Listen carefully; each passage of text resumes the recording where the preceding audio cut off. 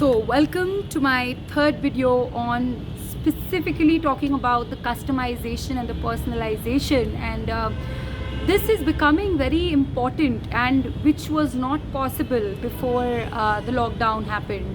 So I'll give you an example. When I was doing the Dell training, so I'm also a consultant and trainer with Dell RM for the webinars that happen every week since last July. And when I'm interacting and explaining to teachers across India about the personalization techniques in online classes, which has made a learning at a different level altogether, because all kinds of learners are catered to. So I would like to pinpoint like how that happens in my classes. So I am a learner who just can't learn in one style. So I can't just focus on text if it's like too much text at one go.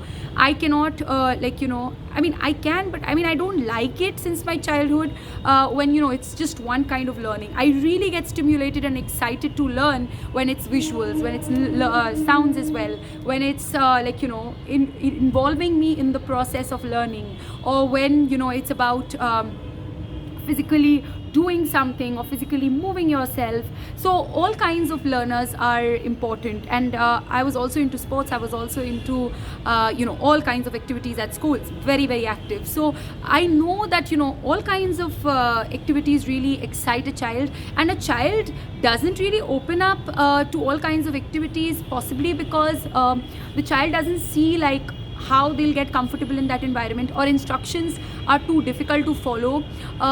Like many a times, I'll give you an example. Grammar is so big a deal for all of us that talk properly, grammatically correct. Well, that's important, no doubt, but if you actually listen to me, I don't really focus on being grammatically correct all the time. Otherwise it would be like pointless. That helps only when you're giving an exam. At the end of the day, when you have to talk to common people, or even go to the stage and address a large crowd or a small crowd, or even a small gathering of people, and conducting a discussion or training, it's not easy to sound grammatically correct. What's more important is the language expresses what is here to the other people, so that they feel comfortable enough to express it back.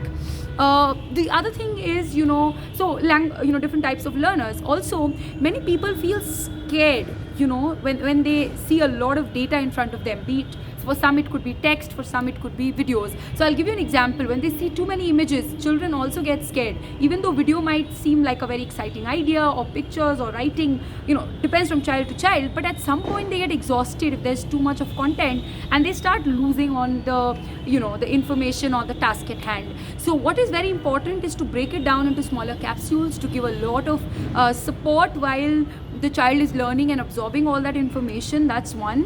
The other thing is also about the platform itself. So in physical classes, one child could do one thing at a time.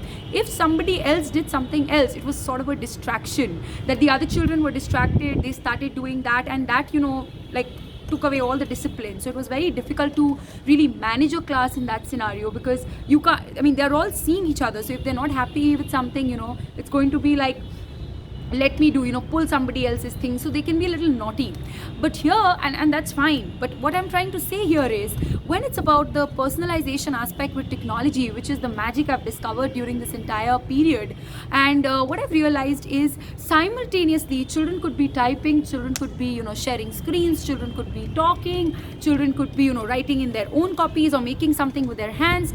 Simultaneously, everyone can do everything. Secondly, it's all in their access. So it's not like they forgot to get something, or they were late for something, so they didn't bring it. Even the activity we did with the Atta Man, that they took the atta powder, and they literally went through an experience of somewhat cooking, and how the dough is made, as well as making something like a craft out of it, and learning how to actually make the atta such that you could make it into a snowman, and then cutting a carrot. So all of those were skills, of course, and it was also about giving them a perspective of, and all these things were easily available, and there was no mess as such. Of course there was in the home, but it was easier to clean up all of this, rather than when it was not really that easy and possible for a physical class. So that, makes a child open up.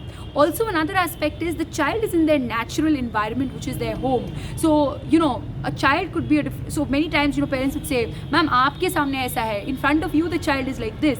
But actually now the child's, if there are two sides of the child, or, different moods and behaviors of the child, it becomes prominent to the mother at home, the teacher as well. So, if I saw a child a certain way when they were in a physical class, I saw them as someone. But then, now when I see them in their home setup, I see them something more. So, for example, there are children, who just before the class have baked something for the entire family, and they're very happy about it. So there was one of my children, who actually made it, and then he told me, ma'am, I made it for my family. And the kind of thoughts that they have, and then connecting, imagine if having a class and then a topic comes up, he tries to connect it with how he's responsible for his family and how he needs to take care of them, even if he's only in grade 5 or 6. So what I'm trying to say is that home and professionalism and having those higher order skills is not just talking, it connects very well with the natural environment. That is something which I've seen as a very, very beautiful example of how a child will actually see that all of this is not just talking,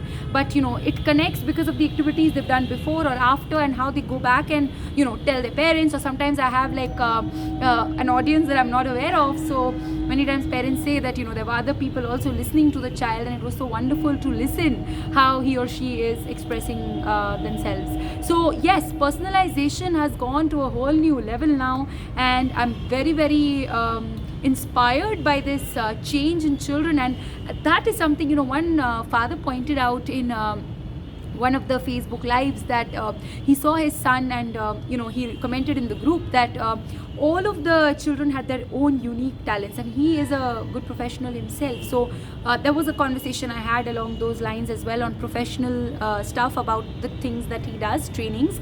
So it connected very well on the part that how he observed all these different 4 groups of like the 4 children in a group, and how they performed, and each of their identity stood out. They were still complementing each other. So what I'm trying to say is that personalization is visible when even they are in a group. It's not like herds of cattle and like standardized kids, 4 of them all the same. No, they are all my children, but they all have their unique personalities and identities, and yet I feel proud, confident, and so are the parents about how these children are feeling, getting that personal touch, and their unique characteristics are coming out, yet they are part of that same group. So that's been another plus, and that is again because of behavioral science techniques being adopted in the class, putting the child in the right group and making sense of that, and then mapping the growth, as well as the power of technology which has enabled. And Zoom is my personal favorite, honestly, but then I've also got a customized platform which is Orel, and then the next video would be on the platforms which like create a lot of impact for these online classes. So thank you so much for watching this video.